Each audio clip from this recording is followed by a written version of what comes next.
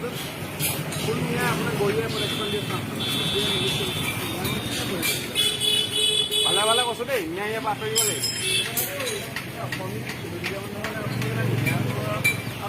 লগাইছে এইডাল পেলাওক এইডাল ফুলক এইডাল ফুলক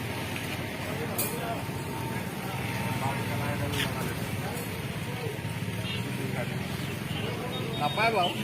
এইডাল লগাই আপুনি থাকিব নালাগে বেয়া নাখায় নাই